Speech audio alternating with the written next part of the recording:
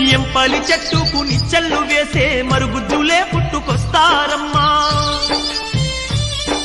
కలికాలం మధ్యాహ్న కపట స్వాములు జనుల సంపదను దోచుకుంటారమ్మా. కాలజ్ఞానములోని ఏ ఒక్క మాట పొల్లుపోకుండా జరిగి తీరునమ్మా. స్వామి, ఈ కాలజ్ఞానాన్ని చెప్పి నన్ను ధన్యురాల్ని చేశావు. స్వామి, ఇతను నా కుమారుడు, పుట్టు గుడ్డివాడు. వీనికి చూపునిచ్చి వీడి జీవితంలో వెలుగు ప్రసాదించి మమ్ము ఆశీర్వదించండి స్వామి.